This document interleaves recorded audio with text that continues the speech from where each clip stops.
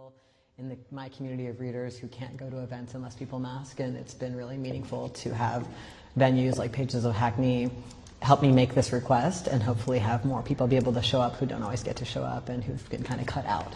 So, and I also hope it helps people realize that it's actually not that hard to put on a masked event and make more of our community be able to be present. So I'm really grateful to you all for remembering these skills that we have previously sometimes used.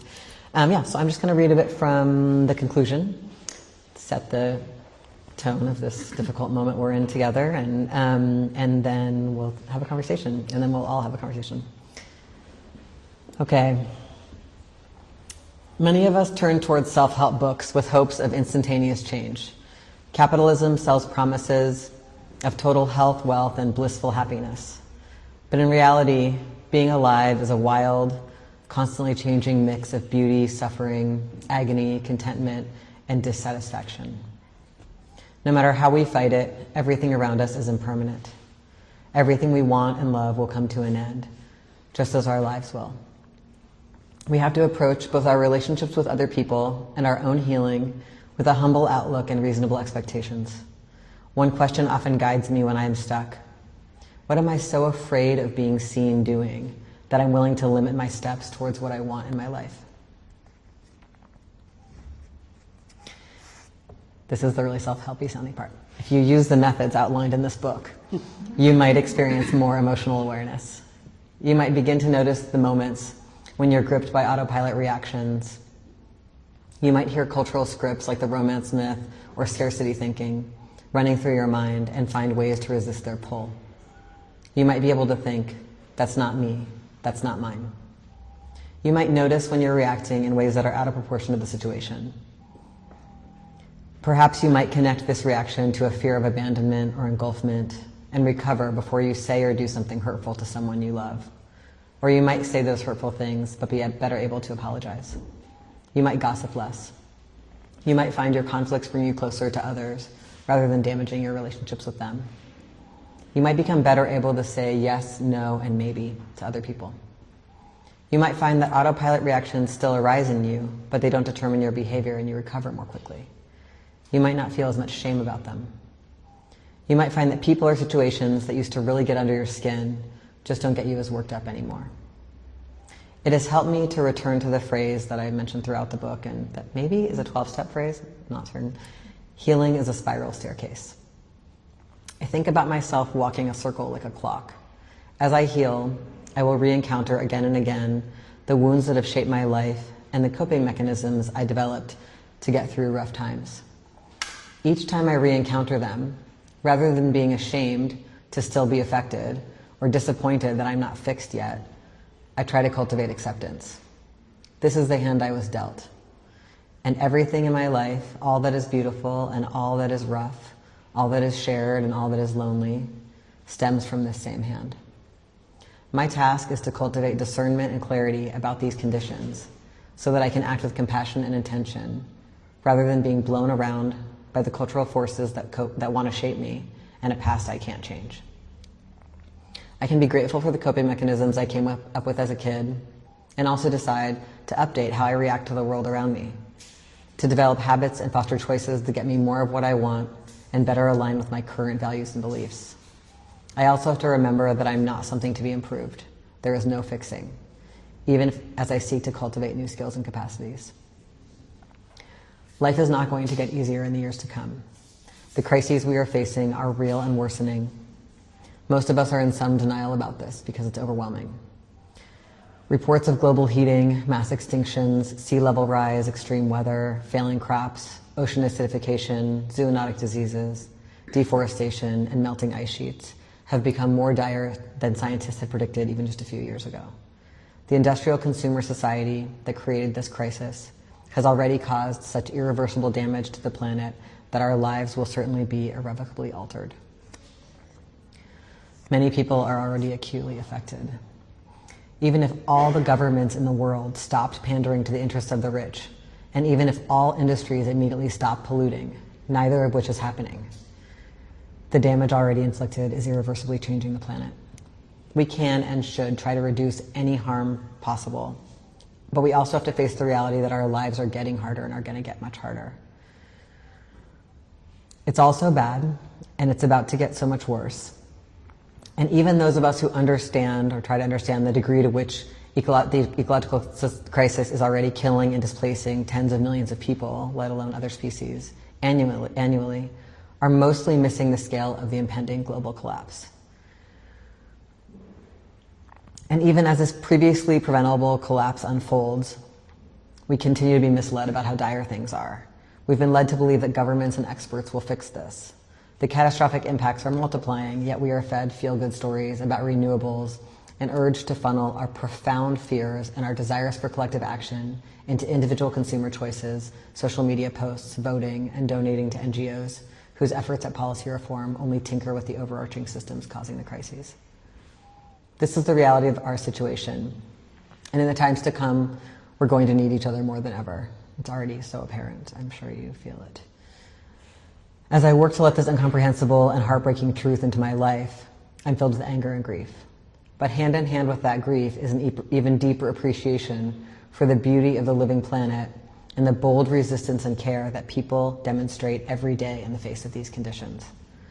I'm inspired to further divest from the systems of greed that have created this mess and to shake off all the bad ideas and habits they've implanted in my psyche. I ask myself, how do I want to be in these times? Again and again, the answer I come to is that I want to face up to these tragedies with an open and loving heart. I want to be part of collective efforts to care for others and stop as much destruction as possible. I want to appreciate every remaining moment of my life, even knowing that much is out of my control. I want to live according to my principles and priorities, not wasting time on nonsense I've been told is important. I want to be deeply connected to the people that I love. I want to find more ways to care for strangers and create survival strategies that are collective and inclusive, not distrustful and insular.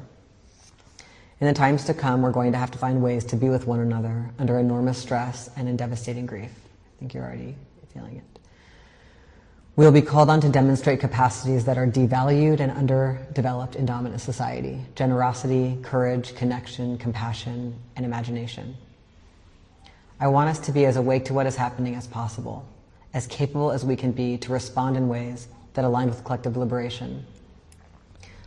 I want us to be able to relate to others with integrity and compassion, responding to immediate conditions rather than being stuck in old cultural scripts or coping mechanisms that undermine effective action. The romance myth is a lie. There's no happily ever after coming. There never was.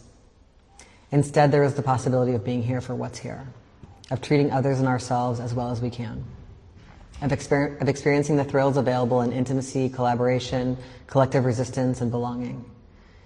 Let's be here for what's here, together, in this gorgeous, fucked up world.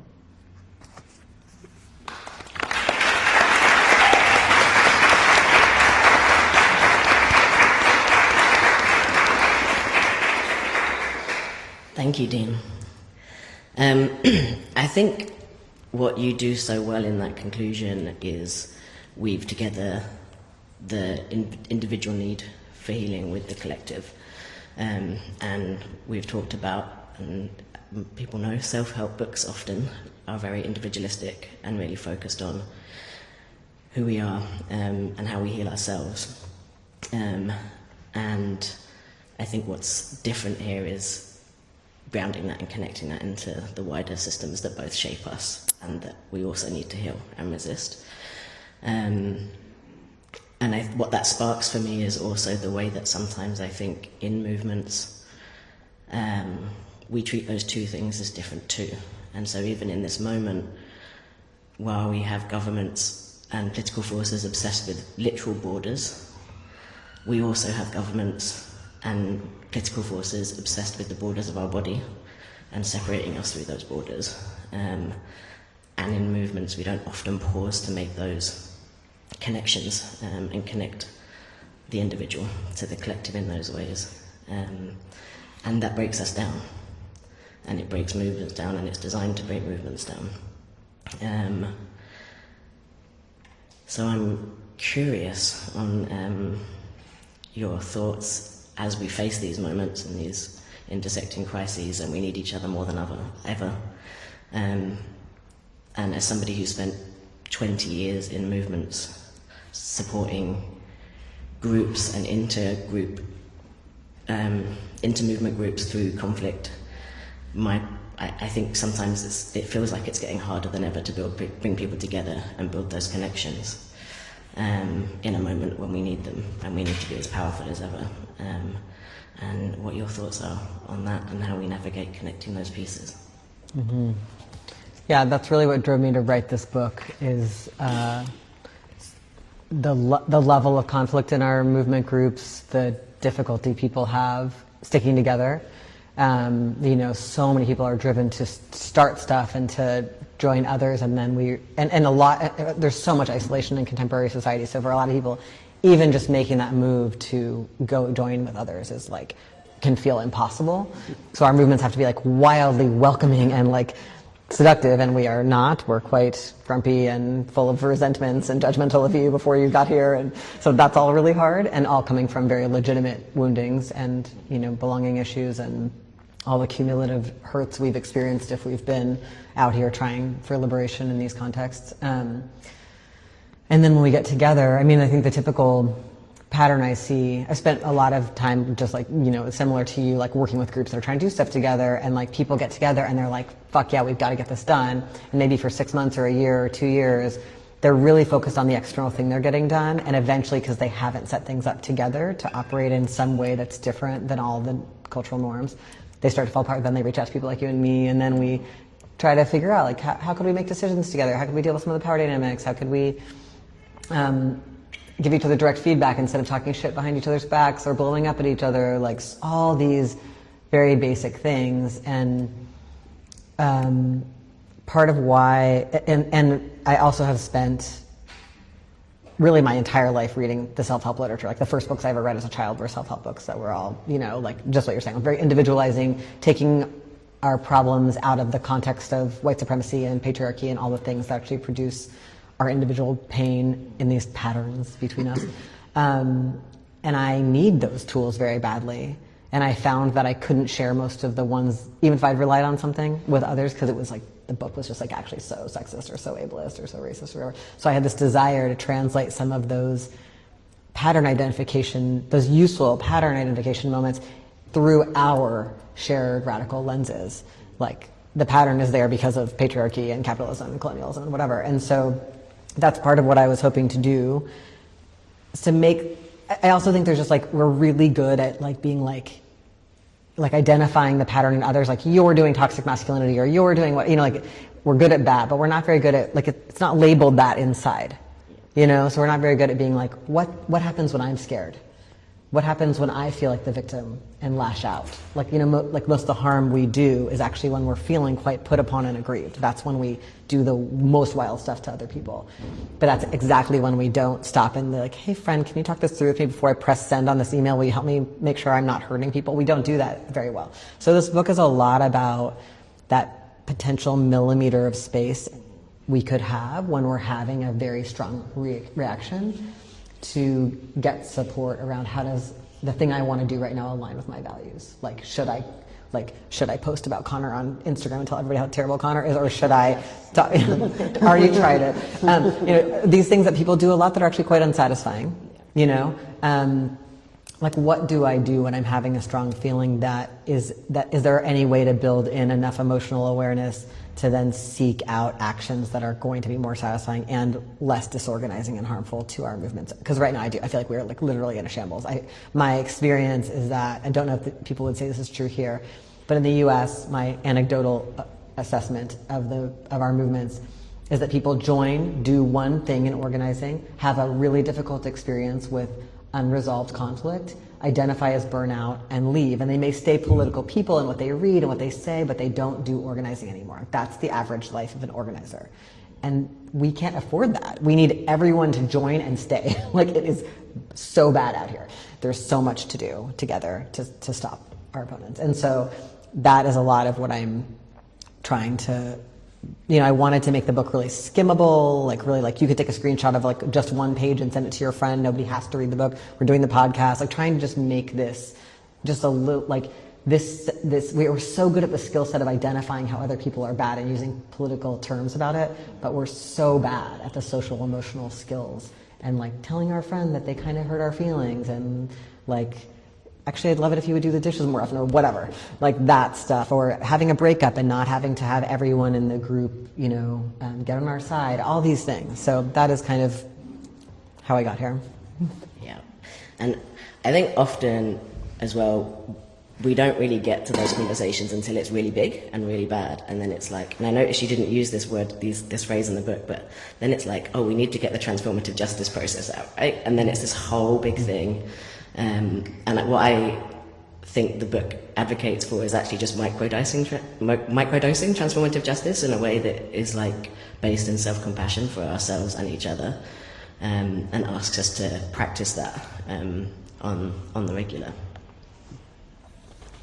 Thanks. Okay, so I wanted to, well, first I knew we were going to start by talking about movements, and I want to make sure also to bring some of the things that get overlooked or almost dismissed as unimportant when we do so much focus with movement and how to come together and organizing, because something I saw in two different areas of my life. One was with the gay marriage movement that seemed to erode in a lot of ways queer culture in the US, differently in other places, but in the US. And then also in the sex workers' rights movement, where particularly framing sex work in terms of labor movement and labor rights ended up in a lot of ways cutting out the picture of what was happening in those workspaces, which was performing sex, and all the things that I learned from performing sex in those spaces, about sex, about desire, about relations, about relationality, and about individuality. For instance, learning about consent from having, when I was doing pornography, there were directors and they were on like DVDs and the internet and stuff like that. So it's a little different now, and I don't pretend to speak for most people doing porn work now. But when I was doing that, there would be a director, there'd be camera people, and they would tell you what sex acts to perform. So the consent was handed over to third parties. And so I learned a lot about what that meant for boundaries and where I could erode my own boundaries and also offer my own boundaries up to others. And also I didn't get to choose who I was filming with, so it wasn't about attraction when I was entering, it wasn't about immediate physical attraction. Often I was attracted to the people that I did scenes with, but that is not the sort of norm that we view when we're thinking about consent. Also, all the things I learned about the difference between desire and arousal, like sometimes my body would be aroused, but I wouldn't be experiencing desire in the scene. So there's so many other examples I could give. But there was this whole wealth of information about sex, and I always wanted to bring that into the sex worker discussion and all the things that we could bring from the culture of work, from the work and labor lore and interactions. And the culture ended up being kind of jettisoned to talk mostly about movement and organizing. Now, of course, I supported all those movement and organizing activities, but I wanted to talk about that, first of all, the kind of emptying out of cultural impulses when we only talk about movements, but also I want to talk about sex because there's so much about sex in your book, and I want to give the opportunity to talk about that. Mm-hmm. Yeah, I mean, I think I originally was writing like just a general self-help book for radicals and people in our movements and people who are waking up to systems of domination by experiencing things in their own life. And then the book got so long, I split it into multiple books and just put out the sex and love one first because, like, you know, sex. People might pick it up, I hope. The next one is about work. The other thing is the urgency. Like, I think we act our worst oftentimes in relationships where sex or romance or crush is in the mix, right? Like, that is, you have wonderful friends who are ethical in every other realm, and then you're like, you cannot believe how they treat their date or how they treat their ex. Like, we really are very activated in this area, and it's also like an area of great aliveness right? It's an area of extreme creativity. Like there's nothing like the crush art that you make, or the, like, you know, the lengths you will go to, you know, right? And that is such a beautiful part of us. And our movements are actually often like very dead spaces around it, right? Like there can be a kind of we can just go into the couple form, like all those norms can, or a lot of movement groups are like, you like don't have sex in this group. We'll avoid conflict by telling people not to have sex in this group, which, like, you know, we know how that works out, right? Then I have a secret over you, right? Then when we have a shitty relationship, I also have a secret that can isolate you from everybody else. You know, these are terrible ideas, but people are, so many of the conflicts that rip apart movement groups, if you look back in them, there actually is a breakup or some kind of really difficult relationship related to sex or romance in the background. And since this book came out, so many more people have told me about groups that I didn't know broke up over that was actually behind it, because a lot of times it's also a secret.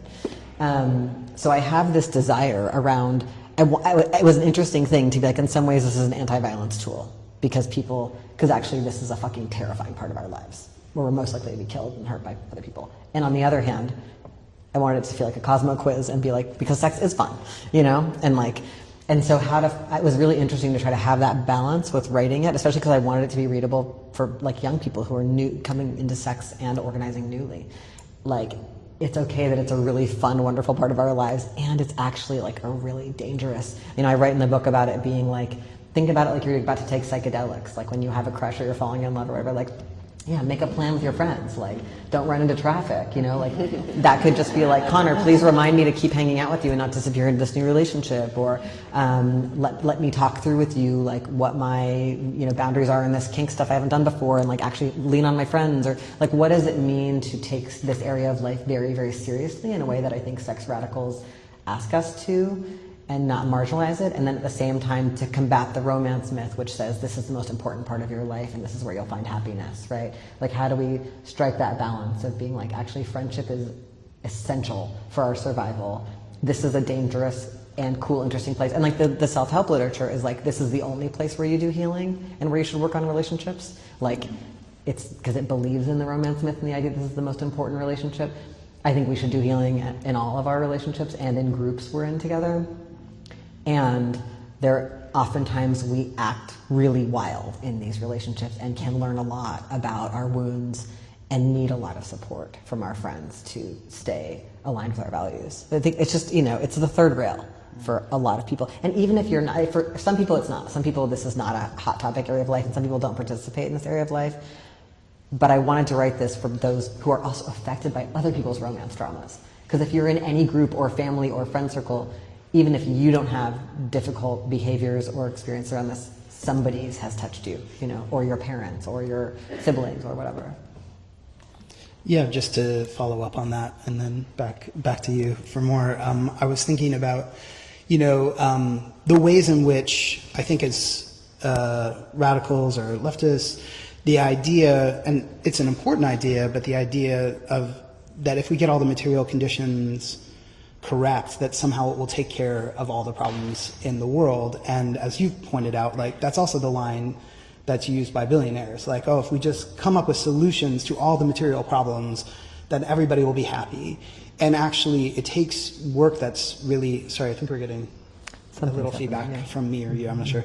But it takes all kinds of inner work, individualized and relational, to actually bring forward the substance, the depth of what we want those material conditions to be changed for in the first place, so we can live out our lives and thrive in those idealized material condition states, or not states, but you know what I mean.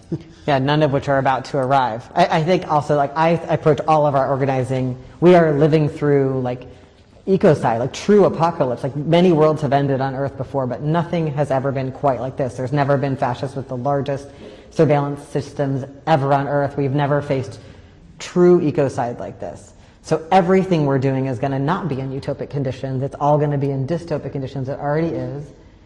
And so all the more reason to figure out how to stick together. Like, what, you know, it just feels so urgent to me, and this relates to Nim's first point.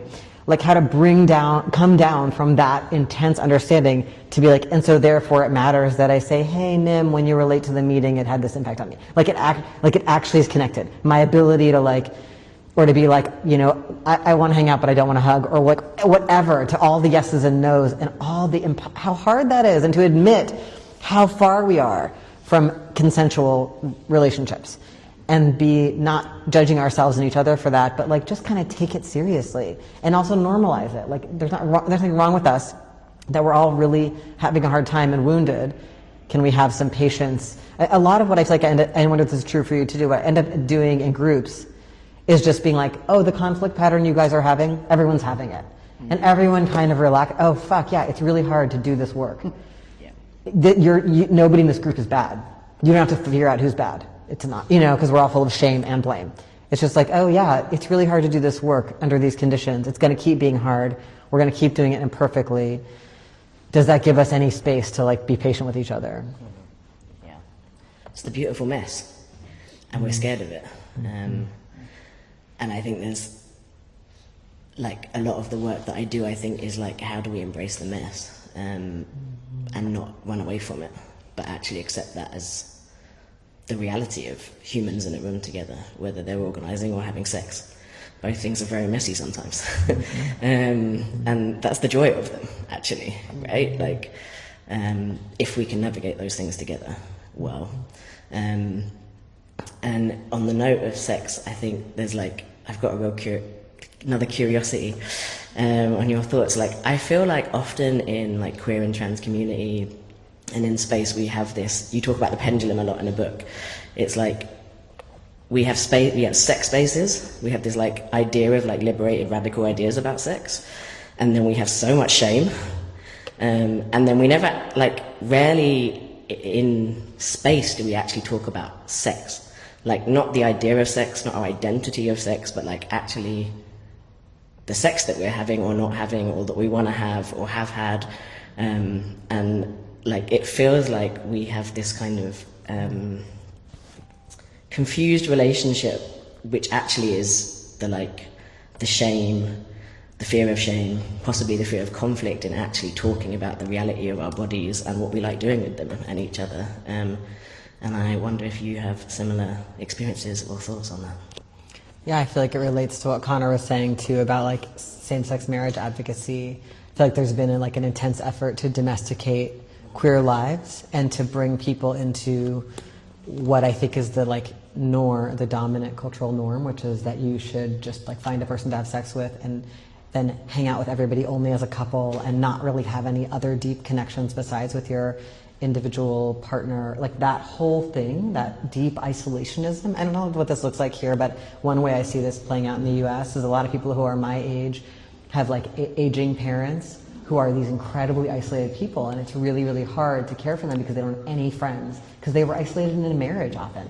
I mean, in general, there's just isolation, and there's extreme isolation of old people and extreme ageism, but like, it's so life-shaping, the romance myth and its story about how you should basically, the deal we make as partners is that I'll make my life super small, and you'll make your life super small, and we'll try not to want anything that would threaten the other one. In terms of our sexuality, in terms of our careers, in terms of wanting to move somewhere, I want to make art, like anything that could upset you, your job is to keep me in line. And so this, this kind of relationship is a very small, resentment-fueled cage. And that's also likely very sexless, usually. That's the pattern.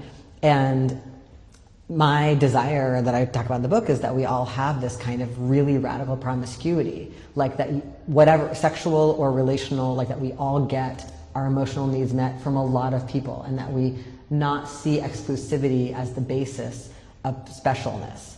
So that for me, the way this looks in my life is like having really close friends where it's like, this is the person I talk to and this thing is happening in my family because they have a similar family history, and this is the person who goes with me to certain funerals, and this is the person who, I really can't wait to share this creative project with, and whatever, and I, multiple people in all these roles. And some of them are my dates and some of them aren't, and it's like not having and even during long periods when I've been in monogamous relationships, not being emotionally monogamous, because we all need such deep benches of support. And I think part of that is people need to talk to their friends about sex more. It's so, again, it's about getting out of the how do I make my sexual needs small enough to keep to be normal or to keep something going or to anticipate my partner's needs, like all of this shame. I mean, the depth of sexual shame, and queers love to pretend we don't have this shame, which really doesn't help. Like, it's okay, we all have it. It's not bad or backward to still have it. Like the same, like people do this about fat phobia, like we're all supposed to not have it anymore, and so then no one actually talks about what it feels like, or all the internalized things, right? So like, to just be like, what is it like to open up our friendships and talk really frankly about sex with a lot of people, not just people we're having sex with, can be so transformative, and I think also can prevent a lot of the relationship problems that then also blow up our groups. Because then you and I flirt, or we have sex and we're in the same group, and it's much, much, much scarier, the reactions it brings up, if we don't have support, you know? Well, I have so much to say, so I'll try to limit it, but to funnel it into a question that I think is important. I would love to hear your response to.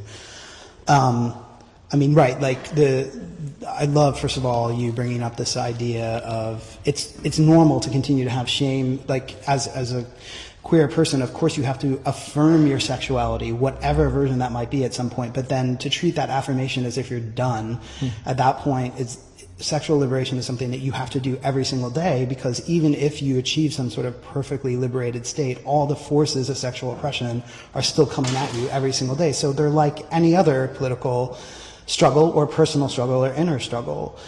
I was thinking about, I was thinking about something you were saying, and thinking about, there's all these stories coming out in media now about how people are having less sex, and particularly young people are having less sex, but no one's asked people what they think sex is, or what they define as sex, what constitutes a sexual act for them. And so it's always already predefined what sex is for them, and then asked, do you do this? And they say no. But of course there are all sorts of, and that's the proposition of being queer in a lot of ways, is that there's a way in which sexuality permeates in all sort of different areas of our lives, which we wouldn't necessarily recognize as sex per se at first. And so, I think when you were talking about not talking about sex, or the shame, it's like, then even in queer ideas and ideologies about sex, we end up talking about like I don't know, like, I'm being glib here, and of course I respect all these traditions, but it's like the post-coloniality of women writers with syphilis in the 19th century and queering, their literature or whatever. But actually, it ends up draining a lot of the sexual life out of what you want to talk about when you say sex. And to speak about sex, in some ways you have to talk in pornography in a way. You actually have to bring out the way of speaking that relates to something that it brings the desire through. So this is leading to a question, I promise. So I was thinking about the ways in which we cover up our desires in so many different ways, some of them highly theoretical, some of them without asking the right question, but a lot of ways that allow us to keep the secret. And the feminist sex workers, rights, liberationists, Amber Hollibaugh said, wherever you have a secret, that is where you're vulnerable. And of course, I think that's, it's okay to have secrets, it's okay to be vulnerable, but she was talking about where you can be attacked and where you can lose your way. So my question after all of that is to say, when do you think you realize, or others can realize, or what kind of signals to unrepress, to open up the secret and to speak? Because there are all different levels of secrets, all different levels of keeping quiet. When do we know when to speak up the secret that we've held? God. I love this wildly open question. What it makes me think about is like the drives that are unacceptable in us. Like, for the podcast I interviewed Adrienne Marie Brown, and she talked about how she feels like she's gotten to a place in her life where she doesn't have this drive to possess people, and like she doesn't want to be in these possession-based relationships. And I was like, wow, not me. You know what I mean? I was like, I hope no one listening to this podcast thinks it's bad if you still have that drive. If you ever feel jealous, if you ever want to control others, if you ever want to be controlled, if you ever want to submit, if you ever, right? Like, and so what is really interesting to me, and I mean, I love, Adrienne lives on like a different level of development in so many ways than me, and it's so beautiful to talk to her for that reason. She's really brilliant. I feel like I'm down here, like, just being a total shame monster, trying to identify things that I think are unacceptable about me, like what is the place where the secret is, and be like, oh, actually that's a really interesting site of healing, and what would it be like to decide that whatever is there is acceptable. And some of what this looks like, I think, in the day-to-day in our lives is to be like, the basic move is like, there's nothing wrong with anything you feel.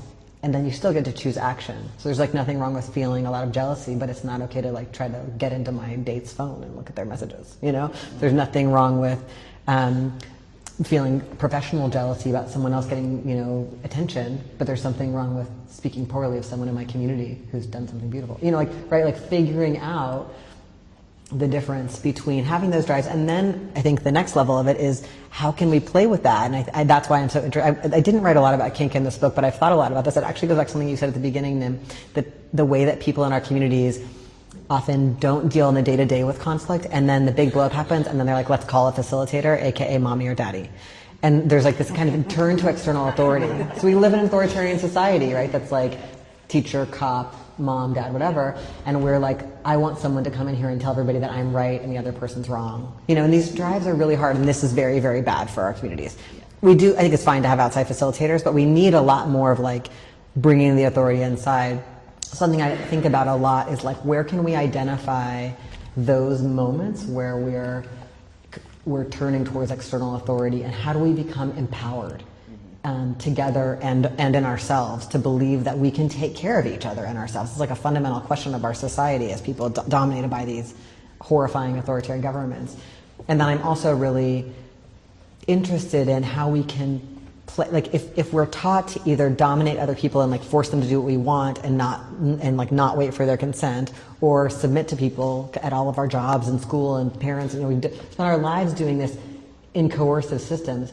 How can we play with those drives in interesting ways? And some of that's sexual. Obviously, you can do that in kink, but I had this experience not that long ago.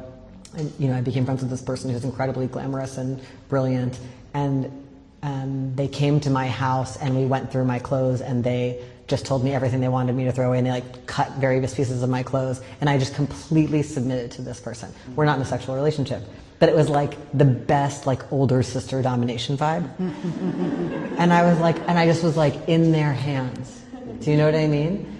And like just really letting ourselves try that stuff on because we've had to, you know what I mean? Or letting ourselves try on the other role. And there's just like a million ways to do this. You can do it with cooking. You can obviously do it with sex. You can do it with so many things. But like, can we just be like, whatever these unacceptable secret drives are? And I think a lot of people have something there. They might only share it in therapy or with one friend or with nobody. It's horrible that I want X. Or it's horrible that I don't want this thing I'm supposed to want, like a connection to my friends or lovers or partner or whatever, you know. Like, I think finding a way to actually play with that stuff and tell ourselves we are entirely acceptable and still get to choose ethical action. Like, there's a feeling like, oh my God, if I let myself feel that, I'll become a monster. I think that's the story that gets told inside. And I think all of that managing ourselves leads to a lot of like pain and like then acting shit out sideways. You know, like most people I know in the movement are total control freaks in their personal lives and in their movement lives, or are complete doormats. Like, you know, sometimes, or a lot of us are both, you know. So what, like, it's like I want to work with all, it's like what we're going for here is a sense that we can initiate things, that we can resolve things, that we have capacity together, instead of that we're waiting for someone else to arrive and save us, you know. And that just makes, like, when you're talking, and like really what we're talking about is intimacy, which sometimes is sex, and sometimes sex is a big distraction from. And like that experience with your older sister, it's intimacy. It's like the fear that we often have, I think particularly as you talk about a lot in the book in terms of childhood wounding, of like letting people in and even letting ourselves in to ourselves, and how we build more intimacy in movements. And that is a controversial thing to say in a lot of rooms, particularly in the UK. But something that I am really interested in, and how we kind of build practice of intimacy and play and and it gets to belonging, which you talk about a lot in the book as well, with each other. And then I have a slightly different question, which Will you is... say why it's hard in the UK? That you say, why it's hard in the UK? I mean... Any Brits in the room that like being intimate in public? Yeah, it's hard. Like, I facilitate with groups a lot in a lot of different parts of the world. Facilitating in the US and Canada is so much easier than facilitating here, because there is just a willingness to move into vulnerability and intimacy so much faster than here, and I have to spend so much more time in the pre-stages here, building up to people being willing to take risks with each other in public. Even something like getting a group to sing a song, that's a day 5 activity. That is not a day 1 activity. Yeah.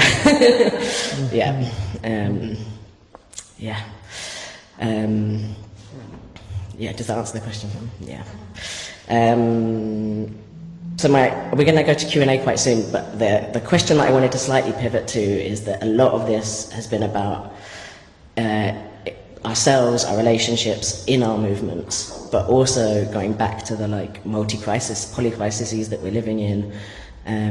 Some would say that the moment demands a lot more bridging and a lot more moving outside of our movements. And that takes even more of this work. It takes even more grounding in who we are individually, but also who we are collectively, to be able to go out and bridge with people who might have views or might be susceptible to views and positions and questions that harm us or that we think are not good.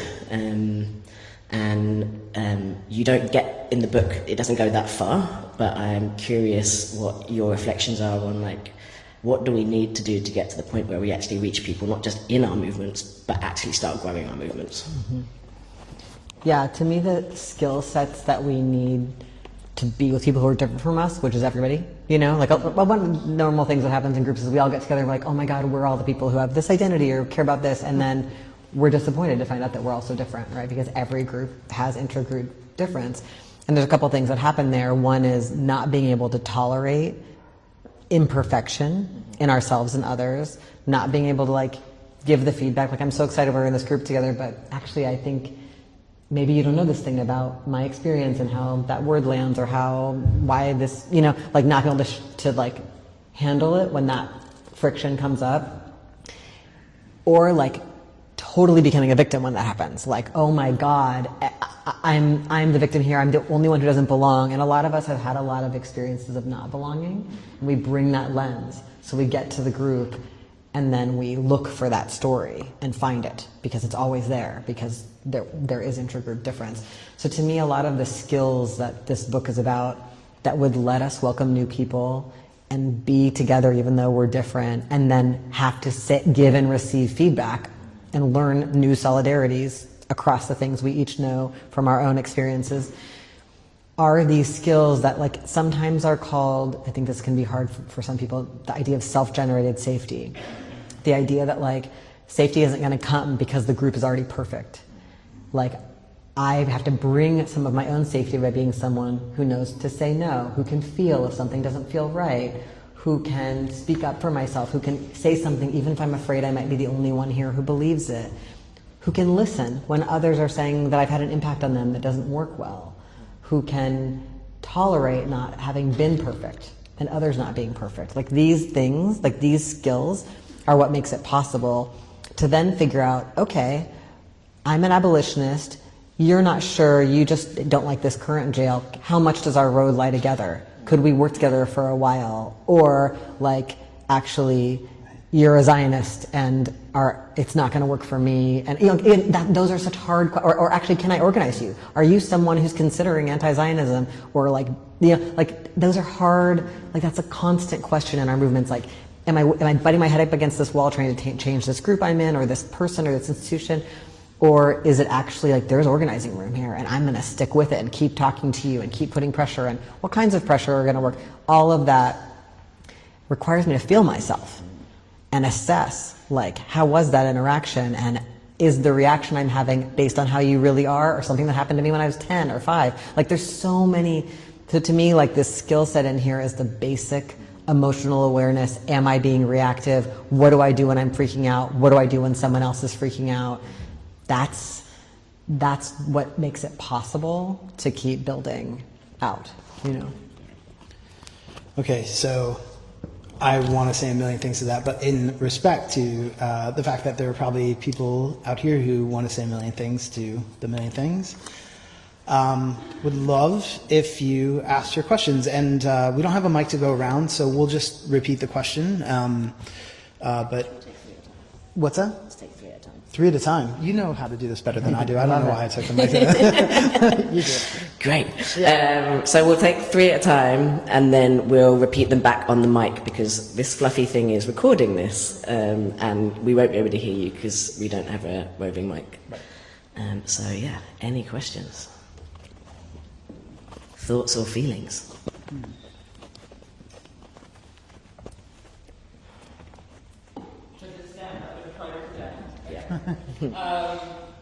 What you were saying about consent, especially within sex work, made me think a lot about what cked-Up was written about, like, different types of consent, and instead of putting, like, trust in a person to respect a boundary, thinking about how like, a relationship can hold a boundary crossing.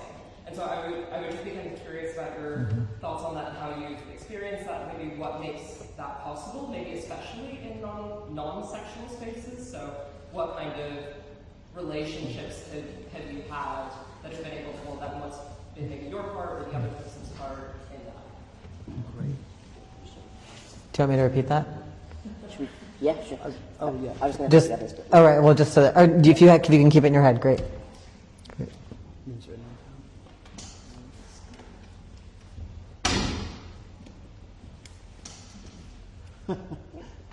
Hi.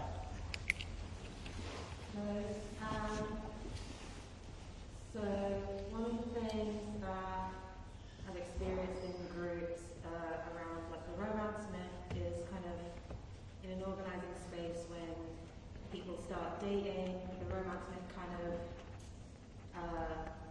becomes very present, and there's kind of it might be going great while the relationship is great, but what I want to talk about in that situation is what happens if you break up. But that feels like very taboo to talk about as a couple, because it's like, oh, that means you think we're a bad couple or something, you know, and it's like, actually, how do we maybe like collectively approach, like, when inevitably there will be some changes in relationships or these kinds of things, and yeah, I wonder about things like collective approaches to deprogram, I guess, from the romance myth.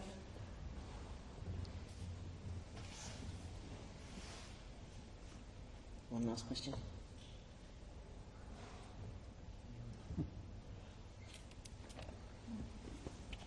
I'm really bad at speaking, I was wondering if you could talk a bit more about these ideas of looking after each other, having compassion for ourselves and others in relation to the pandemic, and how you see that happening in a context where everyone wants to pretend the pandemic isn't happening anymore. Me and my friends are with our group called Breathe Easy London, which are on COVID conscious events in London, but they're so rare, and just to have an event like this is so important for us, because you mentioned at the start, you can't go to sleep if they're not safe. So just thank you for that. Thank you. Thank you. Okay, 3 questions. Consent, and can you please talk about how a relationship can hold boundary crossings, especially in a non-sexual kind of context? The second question is on the romance myth in groups, and when people get together in the romance stage, and wanting to have questions about, okay, but what happens when you break up, and that being taboo, and how to manage that. And the third question is about the pandemic and people acting as if we are in a post-pandemic, and appreciating the COVID precautions for this event, and talking a bit about that. Do you want to dive in first? Yeah. Yeah, can I? Go ahead, please, yeah. Just to respond to that first question about consent and why relationships can provide containers where it feels okay to sort of move around what you think your boundaries are. I mean, one of the things I think relationships do is they do break us down in a lot of ways, in a lot of really productive and wonderful ways. And one of them is which you can begin to actually disidentify with the things you thought you knew. I mean, one of the things about sexuality, I think, is people treat it as if they're totally certain and yet also completely fragile at the same time. And those two things don't really go together. And when you're with someone who can break open your heart and can relate to you in a way in which you can begin to loosen, if not shatter or cut, the identifications with who you are because you're seeing yourself transform with the other person, well, that fluidity in your identity and what you allow and what you're available for starts to change anyway. So I think that can naturally move into the sexual space. Now, you brought up a great book, which is Sexuality Beyond Consent by Api Sekatapoulou. I think I'm saying her name right. And that's a great exploration of all of that, because basically she's saying, you know, we have to talk in a way that recognizes that the burden can't be that we know what we want all the time, and that can't actually be the marker of what we say all the time about who we are, that we know what we want and we're going to get what we want. And in fact, there's so many more complex things going on. I'm really, really simplifying the premise of that wonderful book, but everybody can read that book if they want. Yeah. Yeah, I'm so glad you're bringing this up too. And I love that book. I've got the mask, the glasses. Because exactly that. Our lives, we're not transparent to ourselves. You know, we have so much going on unconsciously, and feels very taboo to talk about in our movements. I notice, like, a lot of people are like, sure, we need better relationship skills, but don't make me talk about my childhood. Like, and nobody has to talk about anything they don't want to. But I do find that, like, in order to actually try to practice accountability with others, I have to know there's some stuff I'm doing that I don't know I'm doing until it lands on somebody else, and they're like, that didn't feel good. And then we have to work it out, or that neither of us are seeing it clearly, especially because we're both activated. So it's like, it's not like, oh, now you've got to read on me perfectly. This is very nuanced stuff.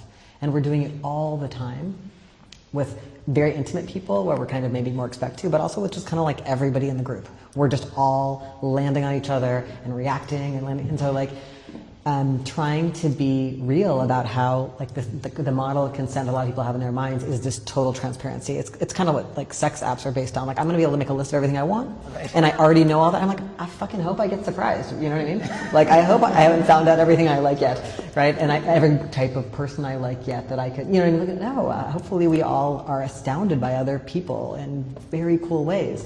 And so trying to, and a lot of what's really interesting about sex is something that's at our edge. And same with organizing.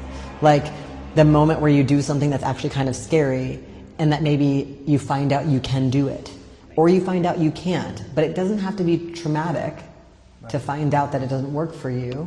And that relates to the container, and like, what were the safety practices in the group, and did I have people to talk to about what I didn't like about it, and could I find out how to make sure it didn't happen again? Like, that's a much more nuanced conversation than just like, I'm supposed to already know how to say what I want and how to say yes or no to everyone. I really appreciate that question. I'll briefly just say a couple things about the other two.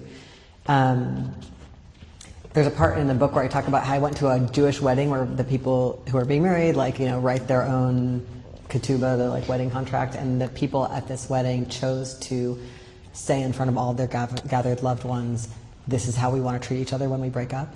Just so not romantic at a wedding. And I was like, yes, and so I've been trying to think a lot about, I love what you said, made me think, like, what if we just said that to each other, whoever we know that's falling in love, like, so yeah, how do you think you want to act when you guys break up, you know? And what if all lovers talked about that with each other, even early on, but especially when we're like if we go into a dizzying phase, or if we just choose to fuck and we're in the same group and we're just kind of like, how do we want to play this out later? Or like, if people ask us about this, how do we want to deal? You know, instead of just assuming things, like you start posting about me on your Instagram and I'm like, oh, I wasn't ready to tell everybody, but all this stuff that happens. One thing I've been thinking about a lot with groups that I work with is, you know how like if you're in like sometimes spiritual groups or recovery groups, there's like litanies you say at the beginning and end of every meeting. Could we have some more of those that are things like, we're all imperfect people doing imperfect work, we're learning, we commit to direct feedback and trying not to talk behind each other's backs if we can say things directly, and we believe in repair and apology, and just like, certainly I think we should all have like 20-minute feedback trainings every few meetings and with newbies, and having, instead of trying to ban people from dating in our groups, which people often ask me, should we ban people from dating in our groups since our group keeps falling apart every time people break up? That's not possible, but could we be like, oh, what does it look like to try to act somewhat ethically while we all hopefully find a lot of friends and lovers in this group, wherever, because we all desperately need each other. Like, is there any, to do skill building instead of just clean up the mess? I recently met with somebody who's maybe my age, has been in amazing movement groups for years and years and years.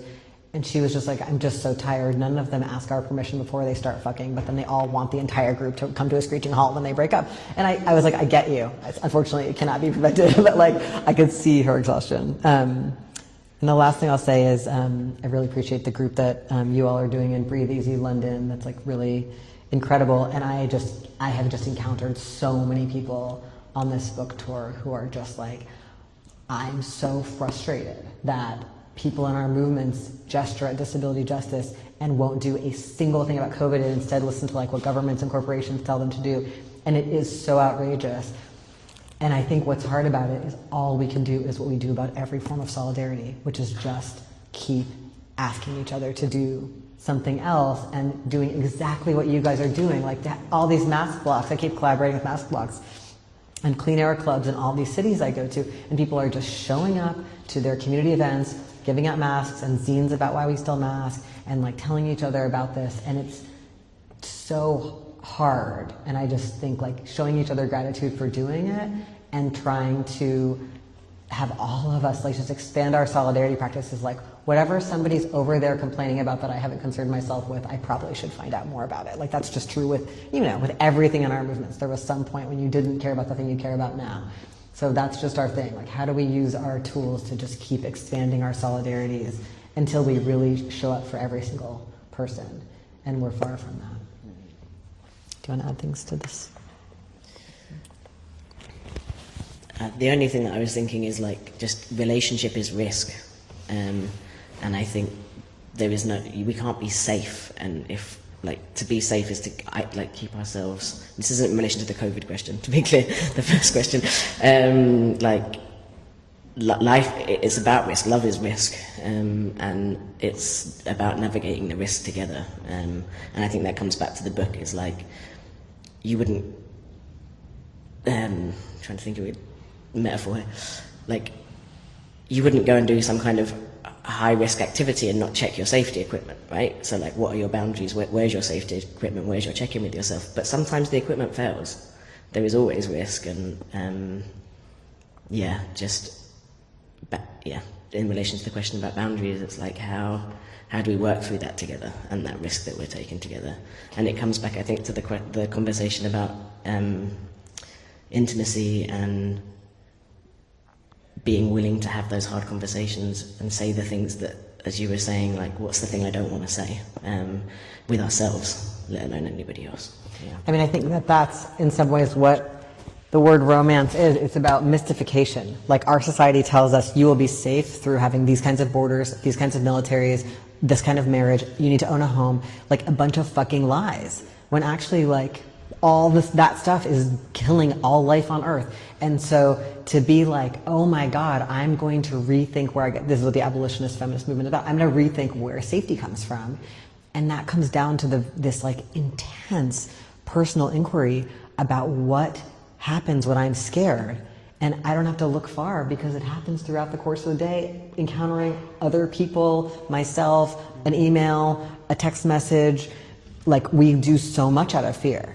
And so to ask the question of safety and then also be willing to do the interpersonal work about living with our fear, and then intimacy, like I'm afraid, I'm gonna let you know, and I'm gonna ask things, and I'm gonna hear your requests, and I'm gonna accept you when you say no to me.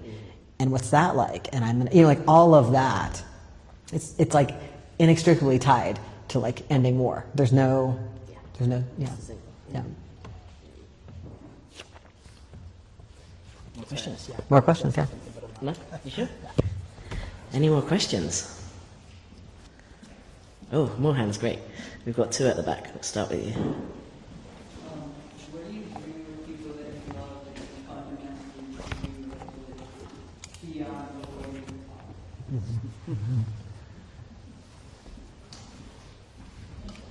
Hi. I wanted to ask about organising at work. Either sort of organising at work or organising, workplace being a place where you're doing activities and stuff. Because I feel like a lot of professional relationships, it's like this kind of sanctioned repression, and it's really difficult to build intimacy in those kinds of situations, and that feels like it puts an extra barrier on all the stuff that you can say and what's coming in the instance. Thank you. One more? I was wondering if you could talk about, like in all of this, like teaching and like healing, there's always like a certain sense where the teaching and healing can be weaponized. And I was wondering if you could talk about what to do in that circumstance.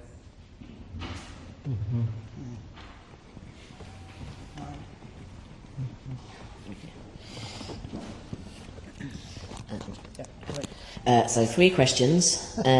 What do you do with people who you love and disagree with fundamentally that isn't just avoiding the issues?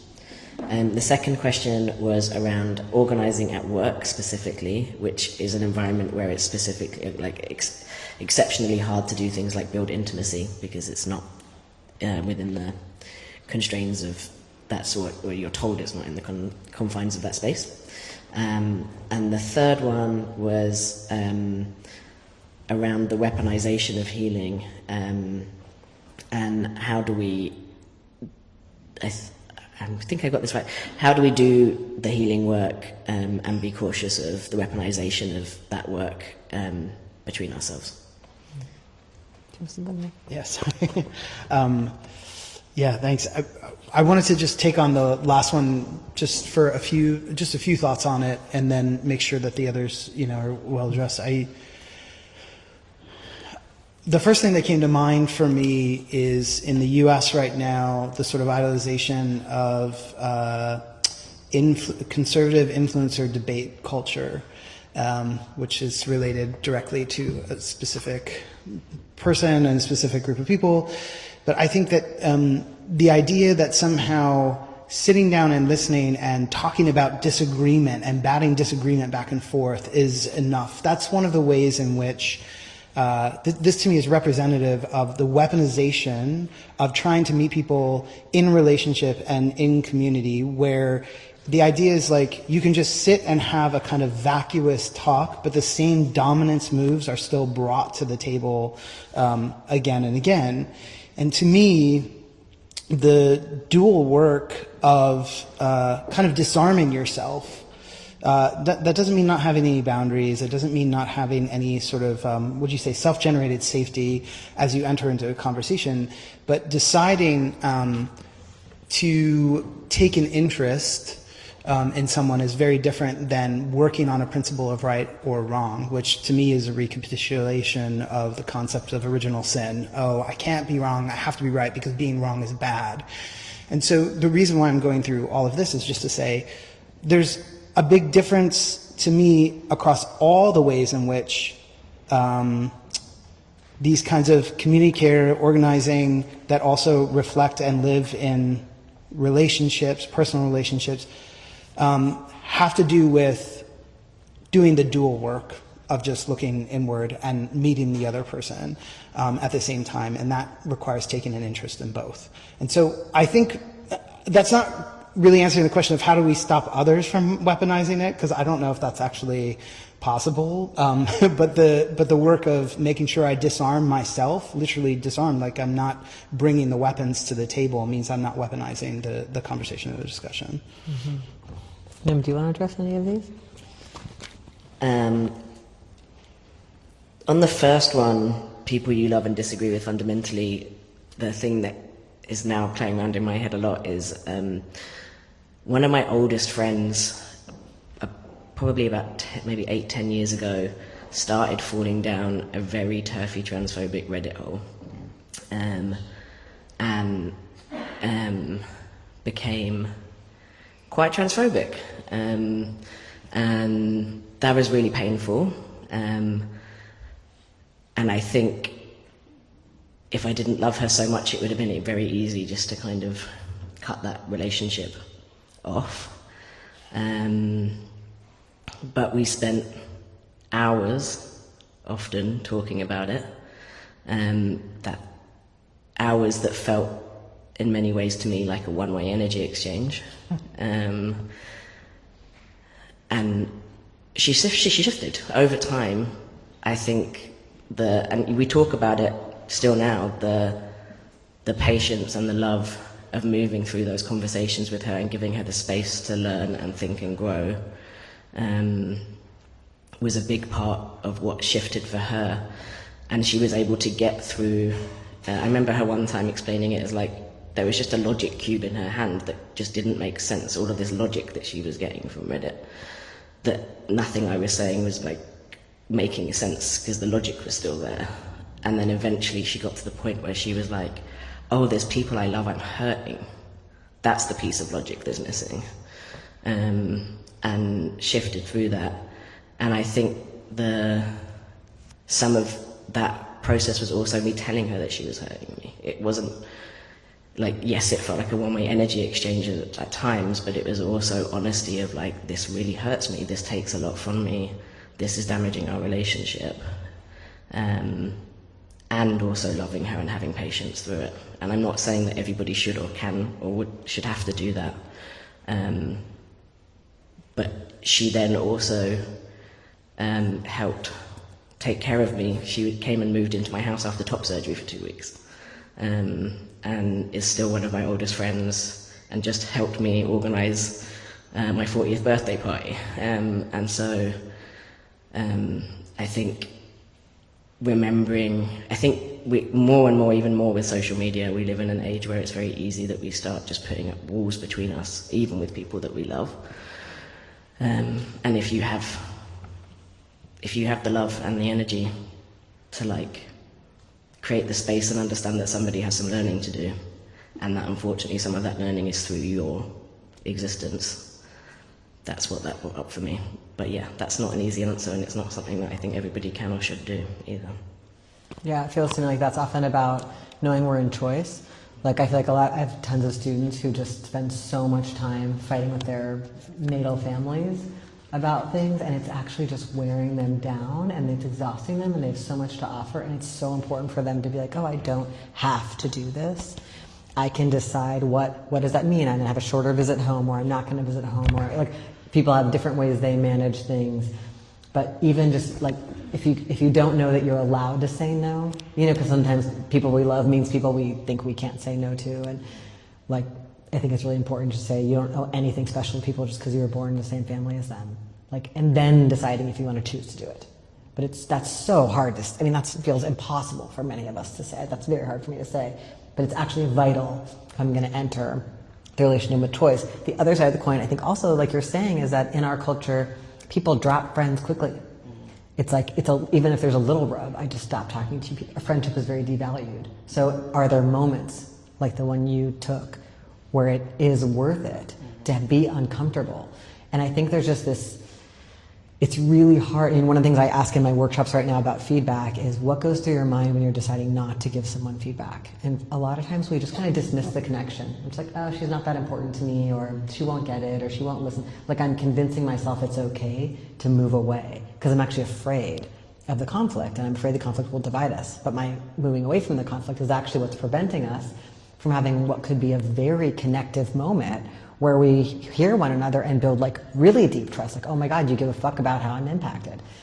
Even just about you being late to a meeting or whatever, any small thing.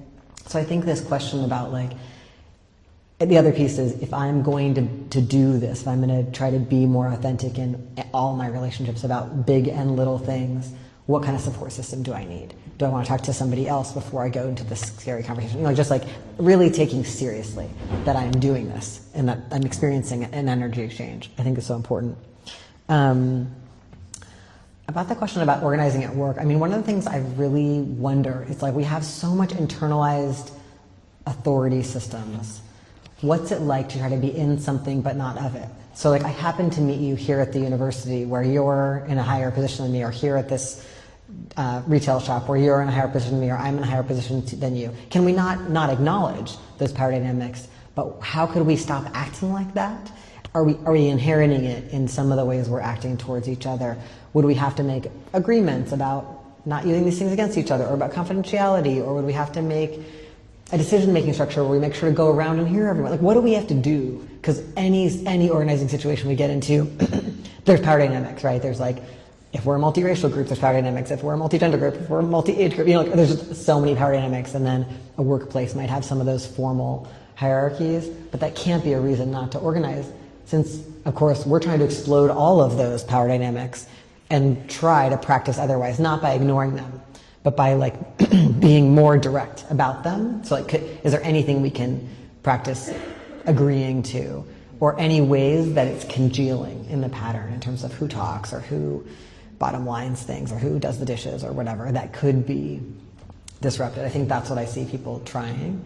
And then just finally about the weaponization of healing, I mean, that is my fear, is that people will use what's in this book, just like in every other thing, to be like, you're having fear of engulfment, and you're, you know what I mean? And I write in the book, please don't weaponize this against one another, like as if that will help. But I think the real point of this is like, and especially right now when there's like the memification of like a bunch of psychological terms, and I don't know, like everyone's calling each other a narcissist and like using these like really violent psychiatric diagnostic labels about other people and the movements and the relationships. Let's not, you know. Start with me. Like, what is it, if you are making my life such incredible hell, is there anything I can do to get away from you a bit, to get support? Like, how can I make it less about defining the perfect story of how bad you are, and move towards like any part of my behavior that I could change that would help me get more of what I want? What's getting me stuck here? And it's not about victim blaming. It's just about like, that's where I have power. And that can include giving feedback to you, but telling the entire community that like you did blah, blah, blah, blah, blah, blah wrong. You know, there's just like this, there's these habits of like campaigning that are really based in trying to get authority to be on our side. And it doesn't work.